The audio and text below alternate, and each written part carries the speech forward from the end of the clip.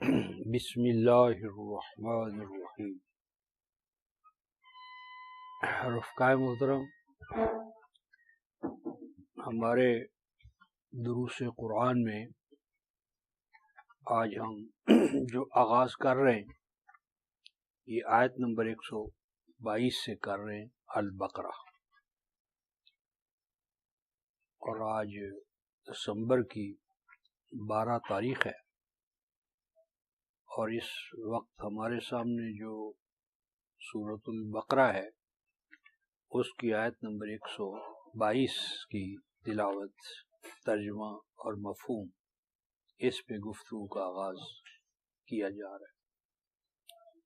ارشاد ربانی ہے، یا بنی اسرائیل اذکروا نعمتی التی انعمت علیکم وانی فضلتکم علی العالمین واتقوا یوما لا تجزی نفس عن نفس شیئا ولا يقبل منها عدل ولا تنفعها شفاعۃ ولا هم ينصرون۔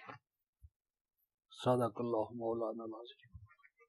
عزیز طلبہ و طالبات، یہ بات پہلے بتائی جا چکی ہے کہ البقرہ میں 3 دفعہ بنی اسرائیل کو خطاب ہے۔ ایک البقرہ کی آیت نمبر 40 میں، دوسرا آیت نمبر 47 میں، اور تیسرا خطاب یہاں آیت 122 میں۔ اور ان 3 کے الگ الگ ہونے کی جو لم ہے، غایت ہے، مقصد ہے، وہ بھی بتایا جا چکا ہے کہ پہلا خطاب نبی پاک صلی اللہ علیہ وسلم پر ایمان لانے کے حوالے سے ہے۔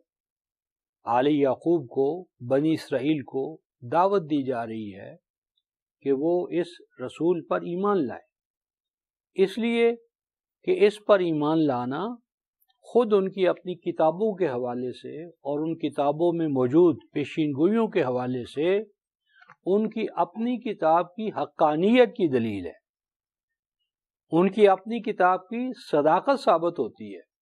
یعنی ایک کتاب میں اگر کوئی پیشین گوئی کی جائے اور بعد میں وہ پیشین گوئی ثابت ہو جائے تو اس بات کا، یعنی اس کا مطلب ہے کہ وہ جو کتاب ہے اس میں جو کچھ کہا گیا ہے اس کی ایک الہی نسبت جو ہے اس کا ثبوت قائم ہو جاتا ہے۔ تو پہلا خطاب نبی پاک صلی اللہ علیہ وسلم پر ایمان کی دعوت آل یعقوب کو، اور ان پیشین گوئیوں کی بنیاد پر جو ان کی کتابوں میں آج تک موجود ہے، اس وقت بھی موجود تھی۔ اور آیت نمبر 47 کا خطاب سیدنا موسیٰ علیہ السلام کے حوالے سے، یعنی یہ کہا گیا ہے کہ یہ موعود جو آج ظاہر ہوئے ہیں وہ ہیں جن کے بارے میں سیدنا موسیٰ کلیم اللہ نے اپنی قوم یعنی آل یعقوب کو یہ بتایا تھا، کہا تھا کہ اللہ تعالیٰ تمہارے بھائیوں یعنی بنو اسماعیل میں مجھ جیسا ایک عظیم رسول بھیجے گا، اس پر ایمان لانا، اگر ایمان نہیں لاؤ گے تو کیا ہوگا؟ پیس ڈالے جاؤ گے، تباہ ہو جاؤ گے، تمہاری حکومت، قیادت، سیادت سب کچھ تم سے واپس لے لی جائے گی۔ اب اس کے بعد تیسرا خطاب ہمارے سامنے آ رہا ہے۔ اس خطاب کا جو سبجیکٹ میٹر ہے یا خطاب کی جو علت اور غایت ہے وہ ہے سیدنا ابراہیم علیہ السلام۔ یہ کہا جا رہا ہے کہ ابراہیم علیہ السلام جو تم سب کے دادا ہیں، اور دیکھا جائے تو نصرانیوں کے، یہودیوں کے، اہل اسلام کے، سب کے جو گویا کے باپ ہیں، دادا ہیں، قائم کرنے والے، مؤسس ہیں، وہ ابراہیم ہے۔ تو ابراہیم نے جب یہ بیت اللہ کو آباد کیا، تعمیر کیا اسماعیل علیہ السلام کے ساتھ، تو اس میں ایک بہت عظیم الشان نبی کے بارے میں دعا کی تھی اللہ تعالیٰ کے سامنے، اور اس دعا کا مصداق جو ہے وہ کون ہے؟ محمد رسول اللہ صلی اللہ علیہ وسلم۔ تو اب ہم اس کو ترجمے کے حوالے سے دیکھتے ہیں، اور یہ ساری چیزیں اس دوران ہمارے سامنے آتی رہیں گی۔ یا بنی اسرائیل، اے آل یعقوب، اے بنی اسرائیل، اذکروا پیش نظر رکھو، کبھی بھلاؤ نہیں، نظر رہنی چاہیے تمہارے کس پر؟ نعمتی، میری نعمت پر۔ کون سی نعمت؟ التی انعمت علیکم، جس سے میں تمہیں فیض یاب کر چکا ہوں۔ یہ نعمت کیا ہے؟ یہ نعمت کلام ہے، نعمت کتاب ہے، نعمت نبوت و رسالت ہے۔ سب سے بڑا انعام کسی قوم پر کیا ہوتا ہے کہ اسے اللہ تبارک و تعالیٰ اپنا کلام عطا کرے اور کلام کی خدمت اس کے سپرد کرے۔ سب سے بڑی نعمت جو ہے یہ ہے نعمت استفائیت، اور استفائیت کس کے لیے؟ کلام الہی کے لیے۔ کلام الہی کا ملنا اور اس کی خدمت کا، یعنی اللہ تعالیٰ کی طرف سے کسی قوم کو عطا ہونا، یہ سب سے بڑی نعمت ہے۔ اور اس نعمت کے حوالے سے یعنی ہم ایک مقام دیکھتے ہیں سورہ الاعراف اور آیت 144 ہوگی، ذرا دیکھیں۔ اللہ تبارک و تعالی سیدنا موسیٰ علیہ السلام کے حوالے سے یہ چیز فرما رہے ہیں۔ آیت 144، ہاں یہ 44:1544۔ قال یا موسیٰ، موسیٰ علیہ السلام سے اللہ تعالیٰ نے کہا، اے موسیٰ، انی، بلا شبہ میں، استفیتک، منتخب کر لیا ہے، سلیکٹ کر لیا ہے میں نے، کس کو؟ تجھے۔ کن کے خلاف؟ علی الناس، جو اس وقت روئے زمین پر لوگ ہیں، ان لوگوں کے مقابلے میں ان کے اوپر تجھے اپنا بندہ بنایا ہے، مصطفیٰ، سلیکٹڈ۔ تو میرا سلیکٹڈ بندہ ہے۔ کس کام کے لیے سلیکشن کیا ہے؟ بے رسالاتی و بے کلامی، اپنے میسج کو، پیغام کو، کلام کو آگے پہنچانے کے لیے۔ اور رسالاتی کا آگے عطف ہے بے کلامی، یعنی اپنے کلام کو، اپنے کلام کو لوگوں تک پہنچانے کے لیے، اپنے پیغام کو، پروگرام کو، ہاں جی، جو میں چاہتا ہوں اپنے مخلوق سے، بندوں سے، یہ سارا کچھ ہم نے اس کام کے لیے تجھے منتخب کیا، سلیکٹ کیا۔ فرمایا فَخُذْهَا بِقُوَّةٍ، اس کلام کو، رسالت کو، میسج کو، پروگرام کو پکڑ لو۔ اور کس طرح پکڑو؟ بقوہ، پاورفلی، پوری قوت سے، پوری طاقت سے، پورے ارادے سے، اختیار سے، پرسنالٹی، ٹوٹل، یعنی پوری قوت و طاقت سے میرے اس کلام کو لے لو اور اسے آگے پہنچاؤ۔ اور آگے فرمایا وَأْمُرْ قَوْمَكَ يَأْخُذُوا بِأَحْسَنِهَا، اور اپنی حکم دو، فَخُذْ مَا آتَيْتُكَ، یہ الفاظ رہ گئے، فَخُذْ مَا آتَيْتُكَ وَكُن مِّنَ الشَّاكِرِينَ، پکڑ لو اس کلام الہی کو پوری طاقت کے ساتھ۔ اور آگے کیا فرمایا؟ وَكُن مِّنَ الشَّاكِرِينَ، یہ شکر کا مقام ہے، یہ مقام شکر ہے کہ اللہ تجھے اپنے کلام کی خدمت کے لیے منتخب کر چکا ہے۔ کسی بندے کا سب سے بڑا اعزاز یہ ہو سکتا ہے اور ہونا چاہیے کہ اسے اللہ تعالیٰ اپنے کلام کی خدمت کے لیے قبول کر لے، سب سے بڑا اعزاز ہے۔ فخذ، پکڑ، ما آتیتک، جو کلام میں تجھے دے رہا ہوں، جو پروگرام دے رہا ہوں، جو مشن دے رہا ہوں۔ اور فرمایا وَقُم مِّنَ الشَّاكِرِينَ، اور اس پر شکر گزار بن، بی تھینکفل ٹو آلمائٹی اللہ، اللہ کے شکر گزار بنو کہ اس اللہ نے پوری دنیا سے، پوری دنیا کے مقابلے میں، پوری دنیا کو ایک طرف رکھتے ہوئے تمہیں اپنے کلام کی خدمت کے لیے منتخب کیا۔ اور یہ شکر گزاری کا مقام ہے، اپریسیشن کا مقام ہے، یہ کام ہے کہ جس کو اللہ تعالیٰ نے تمہارے لیے منتخب کیا ہے، اور اس پر ڈٹ جاؤ پوری قوت و طاقت کے ساتھ۔ تو فرمایا کہ میری نعمت سب سے بڑی کیا ہے؟ نعمت رسالت، نعمت نبوت، نعمت کلام، نعمت پروگرام الہی۔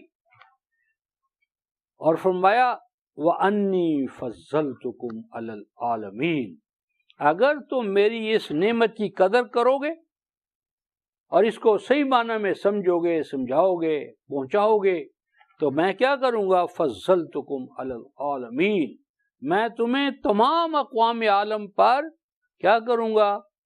افضلیت عطا کروں گا، برتری عطا کروں گا، اعلیٰ بناؤں گا۔ افضل تم بنو گے عالمین کے سامنے اگر تو میرے کلام کی خدمت کے لیے اپنے آپ کو وقف کر لو۔ فضلتکم علی العالمین، تمام اقوام عالم پر، تمام اہل جہاں پر، مردوں پر، عورتوں پر، گوروں پر، کالوں پر، ہر ایک پر تمہاری فضیلت میں اسٹیبلش کروں گا۔ ایک شرط ہے، وہ شرط کیا ہے؟ وَاتَّقُوا یوما، ہمیشہ اس دن کو، اس لمحے کو، اس دور کو سامنے رکھنا۔ یہ آج کتاب دے رہا ہوں، اقوام عالم پر فضیلت دوں گا، یہ چیز پیش نظر رکھنا کہ تم نے میرے سامنے حاضر ہونا ہے اور حساب کتاب دینا ہے۔ اور جب وہ حساب کتاب کی گھڑی آئے گی، وہ کیسی گھڑی ہوگی؟ لا تجزی نفس عن نفس شیئا، اس دن باپ کی جگہ پر بیٹا، بیٹے کی جگہ پر باپ، ماں کی جگہ پر بیٹی، بیٹی کی جگہ پر ماں، استاد، شاگرد، نبی، ہر ایک نے اپنے اپنے اعمال کا خود اس نے جواب دینا ہے۔ کوئی انسانی ذات کسی دوسری انسانی ذات کے لیے کارآمد نہیں ہوگی، نافع نہیں ہوگی، نفع بخش نہیں ہوگی۔ ولا يقبل منها عدل، اور وہاں یہ نہیں ہوگا کہ اس کو چھوڑ دو اور اس کی جگہ پر اس کو لے لو، ریپلیسمنٹ ہو جائے، سبسٹیٹیوٹ ہو جائے۔ عدل کا معنی یہ ہے، ریپلیسمنٹ نہیں ہوگی، سبسٹیٹیوٹ نہیں ہوگا، کسی اور کو تم بگاڑ کے طور پر کہ جی ہم نہیں جا سکتے تم چلے جاؤ، عدل ہے یہ، برابر ہے ہم جیسا ہے، نہیں، ایسا نہیں ہوگا۔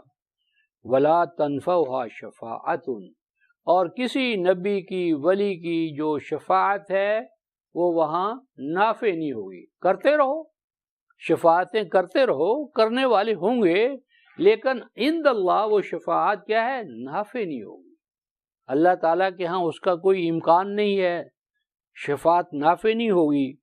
ولا هم ينصرون، اور نہ ہی وہاں پر کہیں سے ایڈ ملے گی، کوئی اور آ کر تمہاری مدد کر دے، کیونکہ جج سے کوئی بڑا ہو اور جج کو دھمکی دے دے تو جج تو جھک جائے گا، لیکن وہ تو بڑوں کا بڑا ہے اللہ، وہاں کون یہ کام کرے گا؟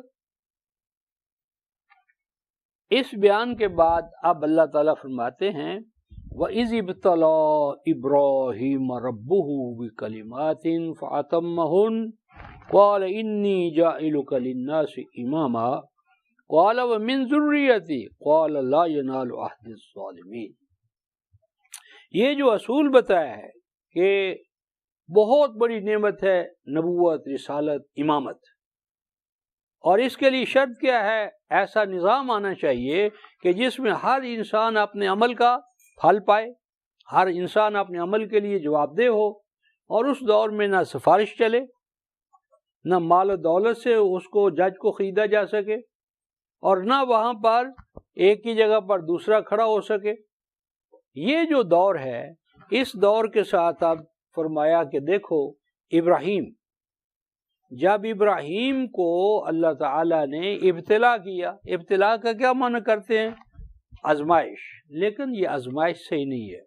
آزمائش وہاں ہوتی ہے جہاں آزمائش کرنے والے کو علم نہیں ہوتا کہ جس کی میں آزمائش کروں کتنے پانی میں ہے، کتنی اس کی تیاری ہے، کتنا اس کے پاس علم ہے، کتنا اس کا مقام یا اہلیت ہے، اس کو معلوم کرنے کو وہ آزمائش میں ڈالتا ہے۔ تو اللہ تبارک و تعالیٰ تو علیم بکل شے ہے، ہماری پیدائش سے پہلے وہ ہر چیز ہماری جانتا ہے، اس کو امتحان لینے کی کیا ضرورت ہے؟ نہیں، ابتلا کا معنی امتحان نہیں ہے، ابتلا کا معنی ہے کسی چیز کے اندر جو پوشیدہ امکانات ہیں ایسے حالات پیدا کر دینا کہ ان حالات کے اندر وہ چیز، وہ شخص، وہ جماعت اپنے اندر جو ڈورمنٹ، خوابیدہ خوابیدہ جو پاسبلٹیز ہیں، کیپیبلٹیز ہیں، پراپرٹیز ہیں، کریکٹرسٹکس ہیں، ان کو ان کا اظہار کر سکے۔ مثلا آپ جس طرح آم کی گٹھلی میں آم بننے کے امکانات موجود ہیں، لیکن اس کے لیے ابتلا چاہیے۔ ابتلا کیا ہے کہ پہلے تو آپ زمین تلاش کریں، جس زمین میں وہ گٹھلی جا سکے، موسم صحیح ہو، وقت صحیح ہو، حالات صحیح ہوں، زمین صحیح ہو، ہاں جی، پھر اس کے اندر وہ گٹھلی آپ ڈالیں، پھر اس کو کھاد دیں، پانی دیں، اور پھر یہ ابتلا کیا ہوگا کہ وہ گٹھلی پھوٹے گی، پھر ایک پودا سا آئے گا، پھر وہ درخت بنے گا، اور وہ درخت جو ہے ایک گٹھلی سے کیا کرے گا، ہزارہ آم پیدا ہوں گے، ہزارہ پیدا ہوتے رہیں گے، ہر سیزن پر پیدا ہوتے رہیں گے۔ تو یہ اس کا کیا ہے، ابتلا ہے۔ ہاں عربی میں۔ اب اگر ہم اس گٹھلی کو ایک بڑے شیشے کے جار میں، خوبصورت جار میں سجا کر رکھ دیں تو ظاہرہ طور پر تو بڑی وہ خوبصورتی ہے، لیکن ہوگا کیا، بائی پیسج آف ٹائم وہ ساری سوکھ جائے گی، اندر کے امکانات جو ہیں وہ سارے ختم ہو جائیں گے۔ لیکن اسے ہم مٹی میں ڈال دیں، کھاد دیں، پانی دیں، تو بظاہر تو وہ ماحول خراب ہے، گندا ماحول ہے بنسبت جار، شیشے کا جار۔ تو شیشے کے جار میں رکھنا ظاہرہ طور پر تو اچھا لگ رہا ہے، لیکن یہ ظلم ہے، یہ ظلم ہے۔ ظلم ہے کہ اس کو اس کے امکانات کی ایکچولائزیشن جو ہے اس کا آپ نے موقع ضائع کر دیا۔ تو ابراہیم کو ایسے حالات پیش آئے، ایسے حالات میں، انوائرمنٹ میں ان کو رکھا گیا کہ جو جو ان کے اندر کی صلاحیتیں تھیں وہ ساری آہستہ آہستہ آہستہ آہستہ ان کی نمود ذات ہوتی رہی۔ فرمایا وہ اللہ تعالیٰ ان کے سامنے کیا تھا، کلمات لاتا، کلمات سے مراد یہ احکام، حالات، احکام نئے نئے، حالات نئے نئے، فَأَتَمَّهُنَّ، اور وہ نئے نئے حالات، نئے نئے احکام، ابراہیم ان احکام کو پایۂ تکمیل تک پہنچاتا رہا۔ اور یہ ابراہیم کے 9 مقامات ہیں، اور یہ 9 مقامات جو ہیں یہ اصل میں ڈیولپمنٹ آف ہیومن پرسنالٹی کے شیڈز ہیں، شیڈو ہیں۔ یہ وہ 9 پہلو ہیں جہاں سے انسانی ذات کی تکمیل ہوتی ہے یا اتمام ہوتا ہے، یا ایکچولائزیشن ہوتی ہے۔ یہ کسی دن ہم مقام ابراہیم پر لیکچر دیں گے، اور مقام ابراہیم کے لیکچر میں ہم ابراہیم کی شخصیت کے یہ 9 پہلو جو ہیں یہ بیان کریں گے، اور دیکھیں گے کہ کوئی بھی سوسائٹی ان 9 سے باہر نہیں جا سکتی، اور ان 9 کے 9 پہلوؤں کے اندر ابراہیم مثال ہے، آئیڈیل ہے۔ اسی لیے نبی پاک صلی اللہ علیہ وسلم کے بارے میں حکم ہوتا ہے، ثم اوحینا الیک ان اتبع ملت ابراہیم حنیفا۔ ملت ہے وہ آئیڈیل 9 پہلوؤں کا، 9 پہلوؤں کا جو آئیڈیل ہے دیٹ از ملت، ہاں، اور اس ملت کی اتباع کرنا ہے، اور وہ ملت جو ہے وہ زمان اور مکان سے، رنگ ونگ سے سب سے بالا ہے۔ تو ملت ابراہیمی پر گفتگو کریں گے، مقام ابراہیم پر بحث کریں گے، ابراہیمی مشن پر بحث کریں گے، تو پھر یہ سارے مسائل ہم ان کو کھولیں گے۔ تو ابراہیم نے ان تمام پہلوؤں کو کمال تک پہنچا دیا، اتمہن۔ قال انی جاعلک للناس اماما۔ جب ابراہیم نے ان تمام احکامات کو، ہدایات کو، اوامر کو، نواہی کو جو ان کو عطا کیے گئے تھے پایۂ تکمیل تک پہنچا دیا، کمال مطلوب تک پہنچ گئے، اللہ کی رضا ان کو حاصل ہو گئی، تو اللہ تعالیٰ نے فرمایا انی جاعلک للناس اماما۔ اب ہم تمہیں الناس کے لیے، بنی اسرائیل کے لیے نہیں، آل یعقوب کے لیے نہیں، آل اسماعیل کے لیے نہیں، عربوں کے لیے نہیں، گوروں یا کالوں کے لیے نہیں، صرف الناس، ہیومینٹی آن دا ہول، نوع انسانی کے لیے ہم تمہیں کیا بنا رہے ہیں، امام بنا رہے ہیں۔ امام کیا ہوتا ہے؟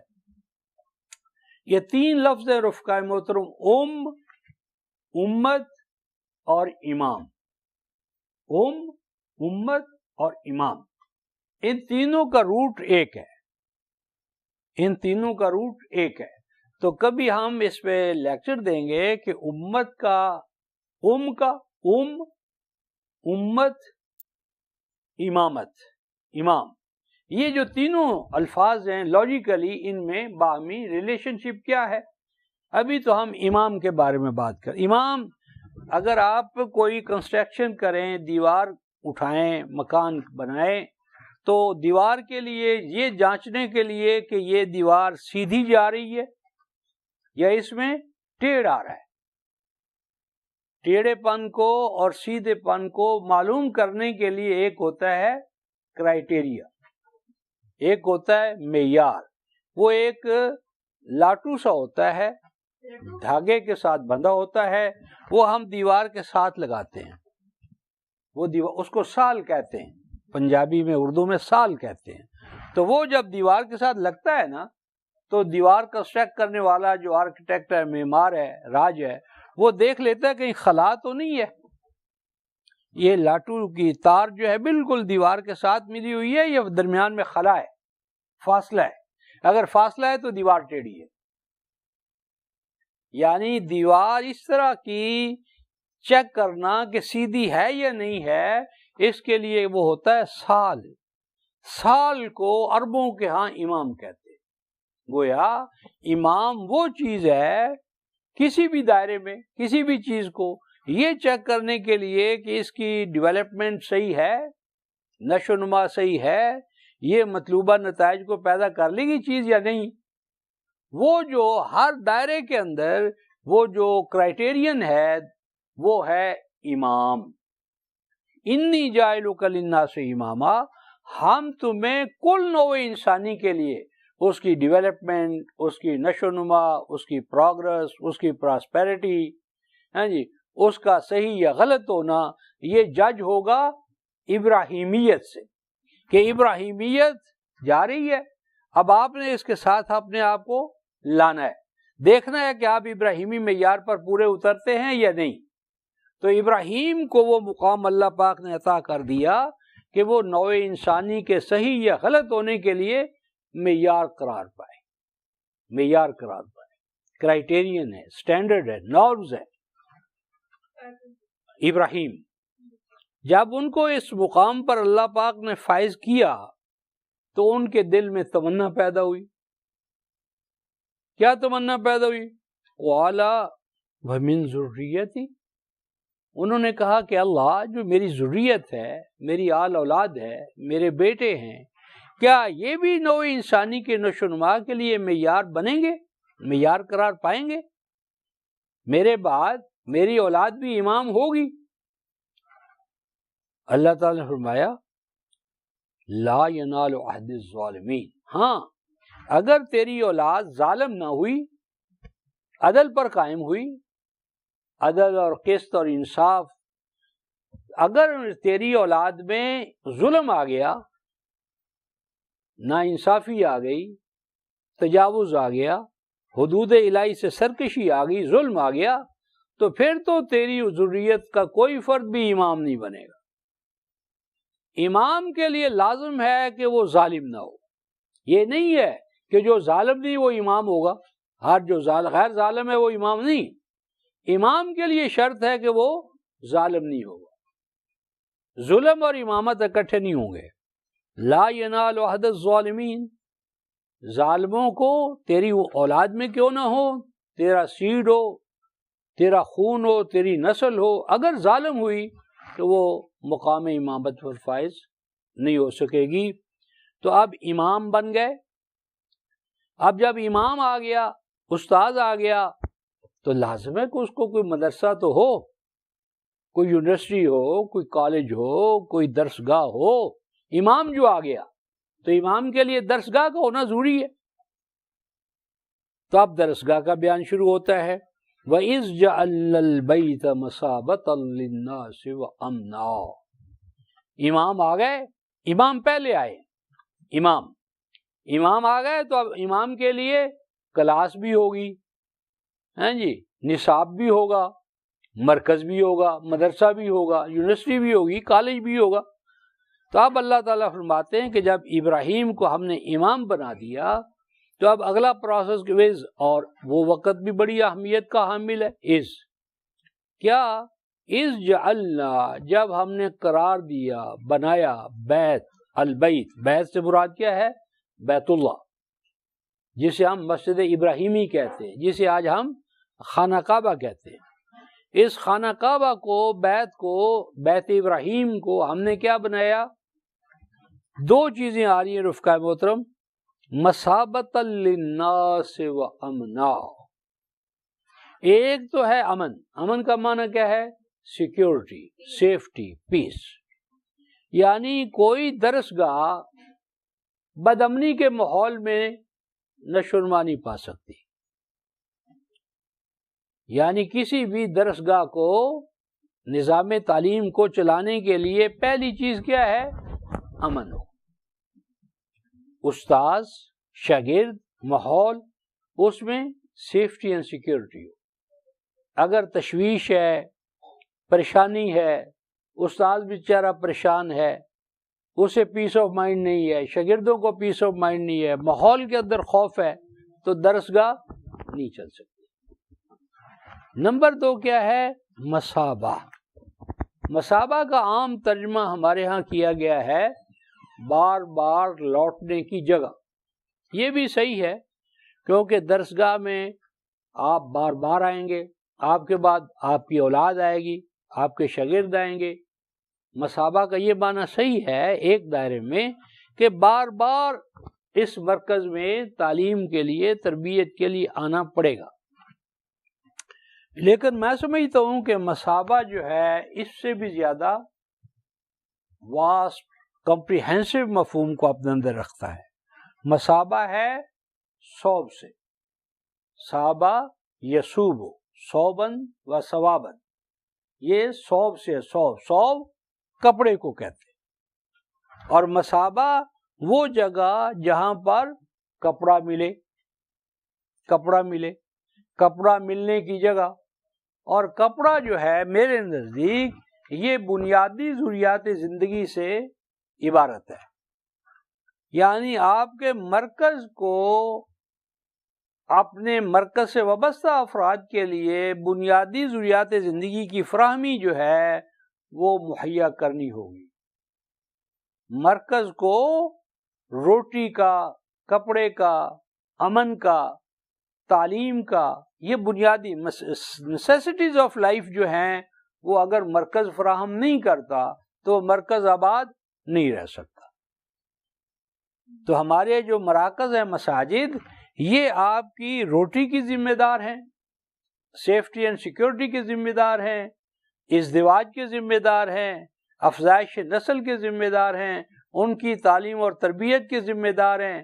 یعنی آپ کا جو بیسک یونٹ ہے تعلیم و تربیت کا، نظام حکومت کا، عدلیہ کا، پولیس کا، قضاء کا، وہ ہمارا مرکز ہے البیت۔ اور اس المرکز جو بین الاقوامی ہے، اس کے شیر سے نیچے نیچے آتے ہماری محلے کی جو مسجد ہے وہ بھی اسی البیت کا ذل ہے، عکس ہے۔ یہاں بھی وہی نظام ہوگا جو مرکز میں بیت اللہ میں نظام ہے، وہی نظام ہماری محلے کی مسجد میں ہوگا۔ ہماری مسجد ہماری تعلیم گاہ ہے، یہ ہماری تربیت گاہ ہے، یہ ہمارا لنگر خانہ ہے، یہ ہمارا عدل کا فراہم کرنے والا ادارہ ہے، یہ ہمارے لیے روٹی کا، کپڑے کا ضامن ہے۔ تو ہمارا مرکز جو ہے وہ ان تمام چیزوں کا کیا ہے؟ کفیل ہے، ہمارا ذمہ دار ہے ہمارا۔ تو مثابۃ للناس و امنا۔ نمبر 2 یہاں للناس کا ہے، للناس، للمومنین کا۔ اس کا معنی یہ ہے کہ اس مرکز کے دائرے میں جتنے بھی انسان رہیں گے، وہ مسلمان ہوں یا کافر، ان کو بنیادی ضروریات زندگی فراہم کرنا، تعلیم، تربیت، تحفظ فراہم کرنا، یہ ہمارے مرکز کی ذمہ داری ہے۔ ابھی ہم آگے بھی جا کر دیکھیں گے کہ اللہ پاک نے اس کو دوبارہ آگے پھر کھولا ہے کہ کافر اور مومن دونوں کو روٹی ملے گی. کافر مومن میں ضروریات زندگی میں کوئی امتیاز نہیں ہوگا، سب کو ملے گی روٹی، سب کو ملے گا تحفظ، سب کو ملے گا کپڑا، سب کو ملے گا عدل، سب. تو فرمایا وَاتَّخِذُوا مِن مَّقَامِ إِبْرَاهِيمَ مُصَلًّى. اے جماعت مومنین، اے اہل ایمان، اے لوگو، بناؤ تم، پکڑو تم، اختیار کرو تم مقام ابراہیم سے مصلی. کیا معنی؟ ہمارے ہاں اس کا یہ معنی ہے کہ جب ہم حج کے لیے جاتے ہیں تو طواف زیارت کرتے ہیں، عمرے کا طواف کرتے ہیں، 7 شوط مکمل کرتے ہیں، پھر سعی کرتے ہیں بین الصفا والمروہ. تو جب طواف کرتے ہیں تو طواف کے بعد ایک جگہ بنا لی ہوئی ہے کہ یہ مقام ابراہیم ہے. وہ مقام ابراہیم ہے، یعنی بیت اللہ سے، کعبہ سے ذرا پیچھے. آج ہمارا امام وہیں کھڑا ہوتا ہے اور اس آیت کا وہیں اطلاق کرتے ہیں وَاتَّخِذُوا مِن مَّقَامِ إِبْرَاهِيمَ مُصَلًّى، کہ مقام ابراہیم پر آ کر 2 نفل پڑھو. پہلی چیز یہ ہے کہ یہاں مقام ہے، مقام نہیں. یہ مقام ہے، یہ یا تو مصدر میمی ہے، یا ظرف زمان ہے، یا ظرف مکان ہے، یا مصدر میمی ہے. مقام ابراہیم ہے ابراہیم کا سٹینڈنگ پوائنٹ، ابراہیم کا نقطہ نظر، ابراہیم کا وے آف لائف، ابراہیم کا اسکول آف تھاٹ. ابراہیم کا جو اسکول آف تھاٹ تھا، ابراہیم کا جو پوائنٹ ویو تھا، ابراہیم جس طرح زندگی کو، کائنات کو، مجھے اور آپ کو دیکھتا تھا، وہ جو نقطہ نظر ہے، وہ جو وے آف لائف ہے، وہ جو آئیڈیالوجی ہے، وہ جو ضابطۂ حیات ہے، وہ جو ابراہیمی موقف ہے، ابراہیمی موقف کو، پوائنٹ آف ویو کو، نقطہ نظر کو، زندگی کو دیکھنے کا پس منظر اور پیش منظر، اس موقف کو تم بناؤ کیا مصلی. مصلی جو ہے یہ اس میں مفعول ہے، باب تفعیل میں سے. مصلی ہوتا ہے جہاں کسی کی اتباع کی جائے، پیچھے پیچھے چلا جائے. تو ابراہیمی موقف کو امت کے لیے قابل اتباع قرار دیا جا رہا ہے. لازم ہے کہ تم ابراہیمی موقف کو، ابراہیمی نقطہ نظر کو اپنا قبلہ بناؤ، کعبہ بناؤ، اتباع کے قابل بناؤ، اس کے پیچھے پیچھے چلو. اب اس کو صرف 2 نفل پڑھ کے کر دیا جی ہم نے مقام ابراہیم پر مصلی کر لیا ہے، تو یہ نہیں ہے. ابراہیمی نقطہ نظر کو زندگی کے ہر پہلو پر، ہر دائرے پر اسے نافذ کرو. وَعَهِدْنَا إِلَىٰ إِبْرَاهِيمَ وَإِسْمَاعِيلَ أَن طَهِّرَا بَيْتِيَ لِلطَّائِفِينَ وَالْعَاكِفِينَ وَالرُّكَّعِ السُّجُودِ. اور ہم نے عہد لیا ابراہیم سے. عہدہ الہ کا معنی ہوتا ہے کسی کے ذمے کوئی ڈیوٹی لگانا، فریضہ لگانا، کسی سے عہد کرنا اور عہد لینا. ہم نے عہد لیا، ڈیوٹی لگائی ابراہیم کی. کیا ڈیوٹی لگائی؟ ڈیوٹی یہ لگائی، فرمایا ابراہیم اور اسماعیل دونوں کی ڈیوٹی لگائی کہ اس گھر کو، بیت کو، مرکز کو پاک رکھنا. پاک رکھنا کس چیز سے؟ ریجس سے. ریجس کیا ہے؟ من الاوثان. یہ ریجس وہ تمام چیزیں ہیں جو اس مرکز کو مثابۃ للناس و امنا نہ رہنے دے. اس میں سکون پیدا کر دیں، جمود پیدا کر دیں، انجماد پیدا کر دیں، زوال پیدا کر دیں. اس کو در و دیوار تک رکھیں اور اس کے اندر وہ جو اصل مقاصد ہیں وہ ختم ہو جائے. طہارت سے مراد جھاڑو دینا نہیں ہے، جھاڑو دو عرق گلاب سے اس کو دھو، آج جس طرح نجدی سعودی کر رہے ہیں کہ جی بیت اللہ کو تطہیر کر رہے ہیں، کیا کر رہے ہیں کہ اس کو غسل دے رہے ہیں گلاب کے پانی سے، اور وہ جب وہاں اس کو غسل دے رہے ہیں تو علی حجویری والے بھی اس کے مزار کا غسل دے رہے ہیں، تو وہاں کا غسل یہاں آ کر جگہ جگہ غسل پیدا کر رہا ہے۔ ہاں جی، تو یہ بہت بڑا ہمارا المیہ ہے کہ اللہ تعالیٰ نے کہا تھا کہ اس گھر کو فکر اور عقیدے کی جو آلودگی ہے، شرک ہے، نجاست ہے، رجس ہے، اوثان ہے، ان سے پاک کرنا ہے، پاک رکھنا ہے۔ یہاں اللہ تعالیٰ کی وحدانیت کا، امت کی وحدت کا، امت کے اعلان ہونے کا، امت کے لیے مثابۃ للناس و امنا ہونے کا، ان چیزوں کو تم نے رائج کرنا ہے، اور اس کے اینٹی جو تصورات ہیں ان کو اس بیت اللہ کے قریب نہیں آنے دینا، اور اس بیت اللہ میں تربیت کرنی آپ نے طائفین والعاکفین والرکع السجود۔ طائفین، طافا یطوف و طوفن و طوافن، ہم نے عام طور پر طواف کا کیا معنی کیا ہے؟ طواف کا معنی ہم کرتے ہیں کہ کسی کو سینٹر بنایا ہوا ہے اور ارد گرد ہم اس کا طواف کر رہے ہیں۔ طافہ، پہلی بات تو یہ ہے کہ طافہ، طائف چوکیدار کو کہتے ہیں، چوکیدار، پہرے دار، جو پہرا دیتا ہے، چوکیدارہ کرتا ہے، اس کو عربوں کے ہاں طائف کہتے ہیں۔ طائف کا معنی ہے چوکیدار، طائف کا معنی ہے فرائض و واجبات کی ادائیگی کے لیے کھڑا ہونے والا، کھڑا رہنے والا۔ امت سو رہی ہو، وہ جاگ رہا ہو، امت ایک جگہ بیٹھی ہو اور وہ ارد گرد اس کے گھوم رہا ہو۔ اس ضمن میں قرآن حکیم میں ایک مقام ہے سورہ نور، اور سورہ نور اور آیت نمبر 60، کہ جو اللہ تعالیٰ فرماتے ہیں کہ جو تمہارے نوکر ہیں، نہیں 60 نہیں 58، 24/58، اس میں ارشاد فرما رہے ہیں اللہ تعالیٰ کہ جو تمہارے ملازم ہیں، آیت تو چونکہ لمبی ہے اور بحث ہے، اس میں ایک لفظ آیا ہے طوافون علیکم، یہ 58 آیت کا آخری حصہ، طوافون علیکم بعضکم علی بعض کذالک یبین اللہ لکم الآیات واللہ علیم حکیم۔ 58 اور سورہ ہے 24/58۔ طوافون علیکم، جو تمہارے ملازم ہیں وہ کیا کرتے ہیں؟ تمہارا طواف کرتے ہیں۔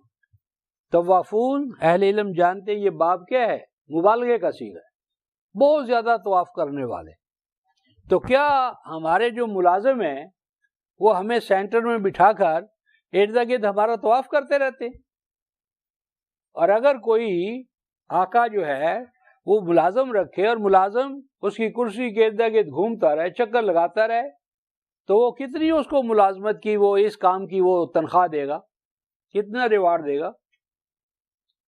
طوافون علیکم، تمہارے غلام، تمہارے ماتحت، تمہارے ملازم تمہارا طواف کرتے رہتے ہیں۔ تو اس طواف سے کیا مراد ہے؟ تم انہیں احکام دیتے ہو، وہ احکام کی تعمیل کرتے ہیں۔ تم نے کہا جاؤ بھائی سبزی لاؤ، وہ گئے سبزی لا کر آپ کو دے دی۔ بچے چھوڑاؤ، ہاں جی، فلاں ضرورت کی چیز لے آؤ، فلاں جگہ یہ جا کر ضرورت کی چیز دے دو، یہ طواف ہے۔ طواف کا معنی ہے حکم کی تعمیل کے لیے جانا اور آنا۔ احکام ملیں گے، احکام کو انفورس کرنا ہے، اور انفورس کرنے کے بعد مرکز کو آ کر اطلاع دینی ہے کہ بھئی یہ آپ کا حکم تھا، اس کی ہم نے یوں تعمیل کی ہے، اور اس تعمیل سے یہ نتائج مرتب ہوئے۔ اور اللہ تعالیٰ فرماتے ہیں بعضکم علی بعض، صرف نوکروں ہی کا کام نہیں ہے، خود تمہیں بھی ایک دوسرے کا طواف بننا پڑے گا۔ مرکز کے پاس آنا، احکام لینا، تعمیل کرنا، پھر مرکز کو رپورٹ کرنا۔ كَذَلِكَ يُبَيِّنُ اللَّهُ لَكُمُ الْآيَاتِ، اس طرح اللہ تعالیٰ اپنی آیتوں کو کھول کھول کر تمہارے سامنے رکھ رہا ہے۔ اللہ تعالیٰ اپنی آیتوں کو خود کھولتا ہے، طواف کا مفہوم خود بتا رہا ہے۔ یعنی اگر پورے عرب بھی طواف کے مفہوم کو بیت اللہ کے گرد گرد چکر لگانے پر قرار دے لیں تو اللہ تعالیٰ فرماتا ہے نہیں، تم عربوں کے محتاج نہیں ہو۔ کذالک یبین اللہ لکم الآیات، اللہ تعالیٰ اپنی آیات کو خود تمہارے سامنے کھولے گا، ابہام نہیں رہنے دے گا، اغلاق نہیں ہوگا، کوئی بات نہیں، پریشان ہونے کی ضرورت نہیں۔ واللہ علیم حکیم، اللہ تمہیں علم دے گا اپنے کلام کا، کیونکہ وہ علیم ہے۔ علیم کا معنی علم دینے والا، سراپا علم، اس نے کہیں سے لینا ہے؟ وہ تو دینے پر ہے، علم تمہیں دے گا۔ فرمایا حکیم، حکمت دے گا۔ اللہ تعالیٰ نے اپنے آپ کو حاکم نہیں کہا، حکیم کا ہے، حکیم۔ وہ عزیز بھی ہے، حکیم بھی ہے، اس کا غلبہ حکمت پر قائم ہے۔ وہ تمہیں علم دے گا، وہ تمہیں حکمت دے گا، وہ تمہیں علامہ بنائے گا، وہ تمہیں حکماء بنائے گا۔ تو یہ طائفون جو گروہ ہے، یہ وہ افراد ہیں جو مرکز سے احکام لیں گے اور امپلیمنٹ کریں گے، اور امپلیمنٹیشن سے جو نتائج پیدا ہوں گے وہ آ کر مرکز کو اطلاع کریں گے۔ دوسری جماعت والعاکفین، عاکفین عام طور پر ہمارے ہاں کہتے ہیں جی وہ دھرنا مار کر بیٹھ جانے والے، دھرنا مار کر، لیکن یہ نہیں۔ عاکفہ کا معنی ہوتا ہے جو گرا لگ چکی ہو دھاگے میں، اس کو کھولنے کے لیے بیٹھنا، جتن کرنا کہ وہ جو گرا ہے وہ کھل جائے، عقدہ حل ہو جائے، پیچیدگی دور ہو جائے۔ تو عاکفون وہ لوگ ہیں، اسپیشلسٹ، جو نوٹی پرابلمز کو حل کریں گے۔ یعنی طائفون آ کر رپورٹ کریں گے کہ جی وہاں ہم گئے تھے، وہاں تو انہوں نے ہمارے راستے میں یہ آبسٹیکل کھڑی کر دی ہیں، ہم ان کو بھائی چارے کا پیغام لے کر گئے تھے، انہوں نے آگے سے ہمیں گالیاں دی ہیں، ہمیں برا بھلا کہا ہے، ہمیں انہوں نے داخل ہی نہیں ہونے دیا۔ تو العاکفون ہے اسپیشلسٹ جو کہ نوٹی پرابلمز کو حل کریں گے۔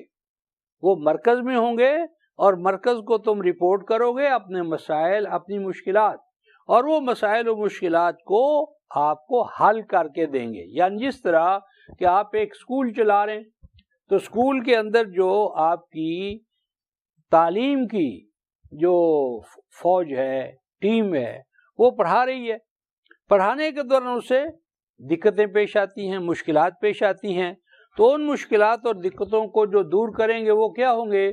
جو ایجوکیشنسٹ، جنہوں نے وہ نصاب تیار کیا ہے، وہ اب تم ان کے پاس وہ مسائل بھیجو گے اور وہ ریکنسیڈر کریں گے، غور کریں گے، اس کا حل نکالیں گے اور آپ تک وہ حل پہنچائیں گے، پھر آپ اس پر کام کریں گے، پھر آپ کے مسائل پیدا ہوں گے۔ تو وہ اسپیشلسٹوں کا گروہ جو ہے، جو مرکز کے اندر ہر وقت موجود رہے گا، وہ عاکفین ہے۔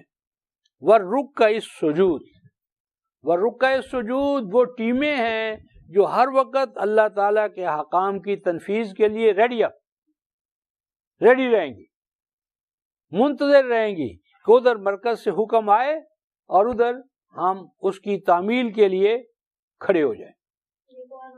رکع، راقے ہوں گے وہ لوگ، وہ ٹیمیں، وہ افراد، وہ ادارے جو مرکز کے احکام کے وصول کرنے کے منتظر ہیں، ادھر آئے، ادھر ہم تعمیل میں لگ جائیں۔ اور ساجد، سجود، ان کی عملی تنفیذ کر لینے والے۔ یہ ایک پہلا رجحان ہوتا ہے، کیا ہے؟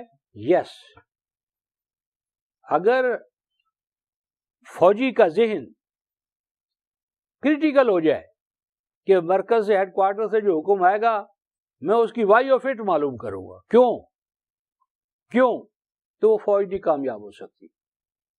یہ جو فوجی کا ذہن ہے کہ جو ہائر اتھارٹی مجھ سے علم میں، تقوی میں آگے ہیں، وہ حکم دے گی تو وہ حکم صحیح ہوگا، میں اس کو ماننے پر ریڈی، تیار. حکم کے بارے میں یس کا، آمادگی کا، یہ ذہن، یہ رکوع ہے. اور سجود کیا ہے؟ اس کے لیے عملاً جت جانا اس کام میں، عملاً اس کام کو کر گزرنا، اپنے آپ کو اس کام کے لیے قربان کر دینا آخری درجے میں. تو یہ جماعتیں ہوں گی، طائفون، عاکفون، راکعون، ساجدون. یہاں ایک سوال ہے کہ طائف اور عاکف کے مابین تو واو لائی گئی ہے، الطائفون العاکفون واو لائی گئی ہے، راکع اور ساجد کے مابین واو نہیں لائی گئی، بلکہ واو کے بغیر اس کو لایا گیا ہے. کیا وجہ ہے؟ وجہ یہ ہے کہ رکوع کے فوراً ساتھ ہی سجدہ ہے. یعنی جو ہی آپ کسی حکم کو پازیٹیولی لیتے ہیں، وہیں جو اس پہ عمل درآمد کا آغاز ہو جاتا ہے. یعنی عمل درآمد کا نقطۂ آغاز کیا ہے کہ آپ نے کہا یس، یس سر، یس سر، خود سجدہ ہے. پھر یہاں سے آگے بڑھتے چلے جائیں گے. تو یس کا موڈ ہو، تعمیل کا موڈ ہو، اور پھر عملاً اس کی تنفیذ میں جٹ جائیں، تو یہ راکع اور سجود.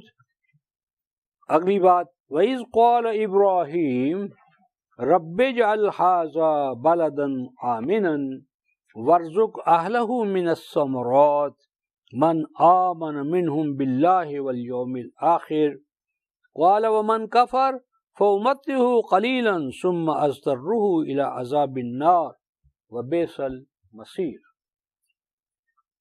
فرمایا کہ جب ابراہیم نے اپنے رب سے دعا کی، یہ ربے کے نیچے جو زیر ہے نا، اصل میں تھا ربی، ربی. یا متکلم یہاں معذوف ہے، مضاف الیہ والی، اور یہ جو زیر ہے یہ اس کی دلیل ہے، قائم مقام ہے، اس کو ریپرزینٹ کر رہی ہے. ابراہیم نے کہا اے میری ربوبیت کرنے والے، اے میری نشو نما کرنے والے، اے میرے پالنہار، اے میرے مولا، اے میرے مالک، اے میرے آقا، اجعل ھذا، بنائے رکھ، بنا دے اس بیت کو جس کو ہم آباد کر رہے ہیں، اس کو بنا دے. کیا بنا دے؟ بلدن آمنا، ایسا بلد بنا، ایسا شہر بنا. یہ کبھی ہم آگے بحث کریں گے کہ بلد میں، مدینہ میں، قریہ میں کیا فرق ہے. بلد ہوتا ہے، مدینہ ہوتا ہے، قریہ ہوتا ہے جس کی جمع قرا ہے. یہ تین شیڈز ہیں الگ الگ. لیکن یہاں پر ابھی انہوں نے بلد کا ہے. بلد کیا ہے؟ بالدا و تبلدا.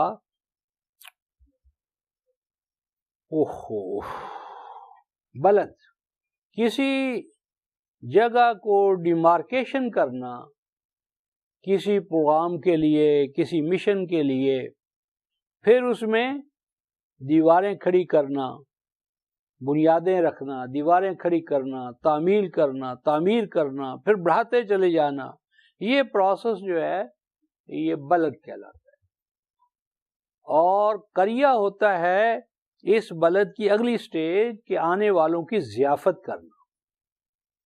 قریہ، قرا کا معنی ہے ضیافت. اور آگے مدینہ ہوتا ہے جب یہاں ہم ایک قانون نافذ کریں گے، ایک نظام نافذ ہو جائے گا، ایک سوسائٹی پیدا ہو جائے گی اور اس سوسائٹی کے پیچھے قانون ہوگا. تو جب یہ بلد ہوتا ہے، پھر قریہ ہوتا ہے، اور پھر مدینہ ہوتا ہے. تو ابھی یہ بلد ہے. ابھی ہم اس یرفع ابراہیم القواعد من البیت و اسماعیل آگے آ رہا ہے. تو یہ بلد، اس کی پہلا تقاضا کیا ہے؟ بلد ہو، قریہ ہو، مدینہ، امن. یہاں آمنن جو ہے دو معنی میں ہے. ایک تو خود اپنی ذات میں اس میں امن ہو، اور دوسرے اپنے شہریوں کو امن دینے والا ہو، اور تیسرا اقوام عالم کے اندر امن کا جانب ہو.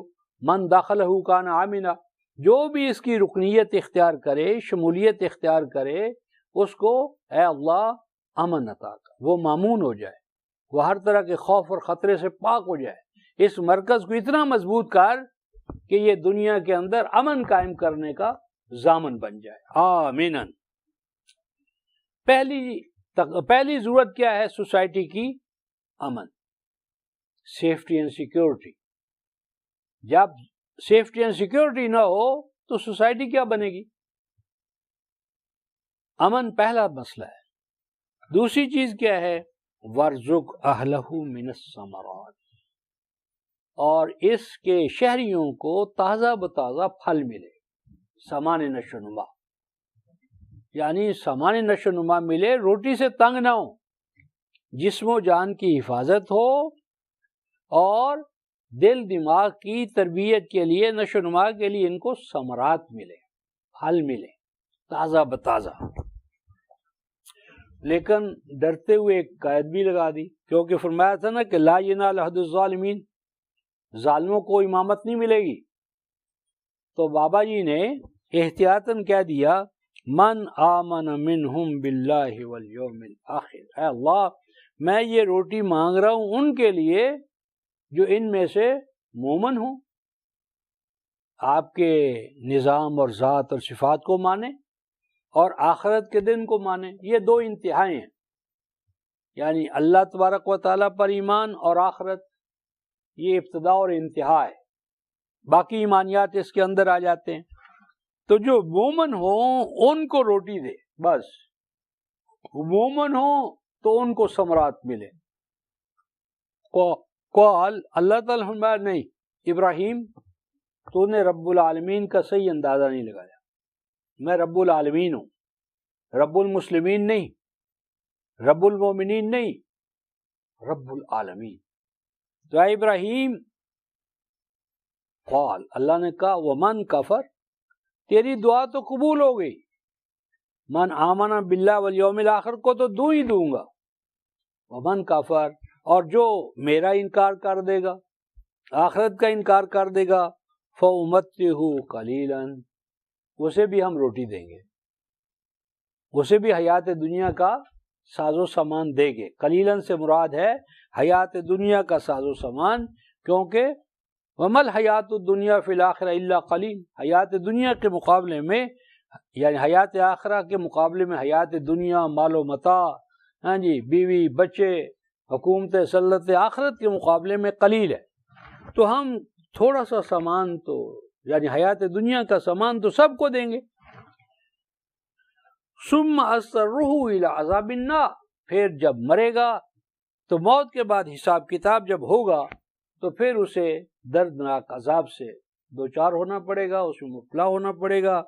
وبئس المصیر، اور یہ جو عذاب النار ہے یہ صرف آخرت میں نہیں ہے، حیات دنیا ہی سے شروع ہو جاتا ہے۔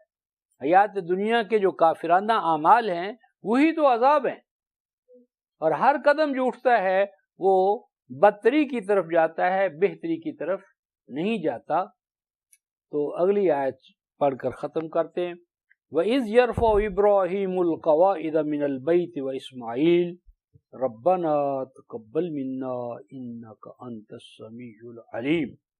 اور وہ وقت بھی بڑا اہم ہے جب ابراہیم اس گھر کی دیواریں اٹھا رہے تھے، اور اسماعیل بھی ان کے ساتھ، ان کے بیٹے تھے، بڑے بیٹے، وہ بھی شامل تھے۔ یہاں سے دو مسئلے معلوم ہوتے ہیں۔ ایک مسئلہ تو یہ معلوم ہوا کہ یہ البیت پہلے سے موجود تھا، ابراہیم سے بھی پہلے یہ بیت موجود تھا، آدم نے، نوح نے، انبیاء سابقین نے۔ یہ جو البیت ہے بیت اللہ، یہ پہلے سے چلا آ رہا ہے، جب سے پہلا امام خلیفہ نبی ہوا ہے تو وہ اس البیت کا بانی ہے۔ ابراہیم اور اسماعیل تو اس کی دیواریں جو گر چکی تھیں، ڈھہ چکی تھیں، ان گری ہوئی دیواروں کو، ڈھہ جانے والی دیواروں کو وہ دوبارہ اٹھا رہے تھے۔ گویا البیت موجود تھا، البیت کے نشانات موجود تھے، دیواریں ڈھہ چکی تھیں، ان دیواروں کو انہوں نے اٹھایا، چھت ڈالی ابراہیم اور اسماعیل نے۔ ایک معنی۔ دوسرا معنی اس کا یہ ہے کہ ابراہیم اور اسماعیل نے اس گھر میں رکنیت اختیار کرنے والے، شمولیت اختیار کرنے والے ان کے قاعدے ضابطے بنائے، قواعد، قاعدے کی جمع، کہ اس البیت کی ممبرشپ کون لے گا، کس کو ملے، کس کو نہیں ملے گی۔ جس طرح یو این او ہے تو یو این او کے قواعد و ضوابط ہیں کہ کون اس کا رکن بن سکتا ہے، کون رکن نہیں بن سکتا۔ رکن بنے گا تو اس پر کیا چیزیں واجب ہوں گی، کون ان کو اگر وائلیٹ کرے گا تو اس کو کیا سزا ملے گی، اگر ان پر چلے گا تو اس کو کیا ریوارڈ ملے گا۔ تو قواعد، یا تو قواعد و ضوابط وہ بھی ٹھیک ہے، ابراہیم اور اسماعیل بانی ہیں اور سورہ حج میں ہم وہ قواعد و ضوابط دیکھیں گے، یا پھر یہ ہے کہ یہ البیت پہلے سے چلا آ رہا تھا اور آپ نے اس کی گر جانے والی دیواریں، مٹ جانے والی دیواریں، ڈھہ جانے والی دیواریں، ان کو دوبارہ آپ نے کھڑا کیا، اور جب یہ بیت مرکز بنا لیا، قواعد و ضوابط طے کر لیے، تو اللہ تعالیٰ سے یوں عرض کیا، ربنا تقبل منا، اے اللہ ہمارے اس گھر کو، اس کے قواعد و ضوابط کو قبولیت عطا فرما۔ مسئلہ قابلیت کا نہیں ہوتا، قبولیت کا ہوتا ہے، کہ جو ہائر اتھارٹی وہ ایکسیپٹ کر لے۔ آپ نے سبمٹ کیا، سبمیشن کیا، اب یہ اس کا کام ہے وہ قبول کرے یا نہ کرے۔ تو اے اللہ ہماری اس عاجزانہ جدوجہد کو، محنت کو اپنے ہاں شرف قبولیت عطا فرما۔ ربنا تقبل منا، ہم نے اپنی عاجزانہ حیثیت سے، عابدانہ حیثیت سے تیرے حضور یہ عاجزانہ ایک حقیر تحفہ، ہدیہ، خدمت لے کر آئے ہیں، اسے شرف قبولیت عطا فرما۔ آگے ایک بڑی اہم بات آ رہی ہے، اور یہ قرآن میں عموماً یہ آتی ہے اور اس کی بڑی اہمیت ہے۔ اِنَّكَ أَنْتَ السَّمِيُّ الْعَلِيمُ، یہاں پر سمیع اور علیم کی صفت کیوں آئی ہے؟ اے اللہ تو حکیم ہے، اے اللہ تو قوی ہے، اے اللہ تو عزیز ہے، سمیع و علیم کو یہاں کیوں لایا گیا ہے؟ نہیں، سمیع اور علیم، یہ انہوں نے دعا مانگی تھی، ربنا تقبل منا انک انت السمیع العلیم، یہ دعا ہے۔ دعا سننے سے تعلق رکھتی ہے، اور السمیع اس لیے لایا گیا ہے کہ جب بھی اس گھر سے وابستہ افراد، امتیں اللہ کے حضور میں دعا کریں گی تو اللہ بہرا نہیں ہے، اللہ سمیع ہے، وہ تمہاری دعاؤں کو، پکاروں کو سنے گا۔ یہ ابراہیم کے ساتھ خاص نہیں ہے، اسماعیل کے ساتھ خاص نہیں ہے، جو بھی ابراہیمیت اور اسماعیلیت کا نائب ہوگا، اس سے متصف ہوگا، اس پر چلنے والا ہوگا، اس کی پکار اللہ تبارک و تعالی سنیں گے، شرف قبولیت عطا فرمائیں گے۔ اور سمیع کے بعد اگلی سٹیج ہے علیم، فرمایا کہ اللہ محتاج ہے کہ تم زبان سے کہو تو وہ سنے اور پورا کرے، نہیں، وہ تو العلیم ہے، وہ تو براہ راست تمہاری حاجات و ضرورت کا علم رکھتا ہے۔ جب علم رکھتا ہے تو ضروری تو نہیں کہ تم اس کو پکارو۔ جس طرح کہ ماں جو ہے وہ اپنے بیٹے کی، اولاد کی ضرورت، والد ضرورت پوری کرتا ہے بغیر اس کے کہ وہ مانگے، اے اماں مجھے روٹی دے، اے مجھے یہ ہر رو، ایسا نہیں ہوتا۔ ماں اپنی مامتا کے تقاضے کے تحت مانگے بغیر ان کو دیتی ہے، مانگے بغیر دیتی ہے۔ تو اللہ فرماتے ہیں تم مانگو گے تو بھی ملے گا، اور اگر تم مانگنے سے عاجز ہو، نہیں مانگتے، تو میں تو علیم ہوں، میں اپنے علم کی بنیاد پر تمہاری ضروریات کا تکفل کروں گا۔ تم اس مرکز کے خادم بنو، تم اس کے خادم بنو گے، اور میں تمہیں اقوام عالم کا مخدوم بنا دوں گا۔ تو یہاں ہم رکتے ہیں، اور یہاں سے آیت نمبر 128 سے کل آگے چلیں گے۔ آخر دعوانا ان الحمد للہ رب العالمین۔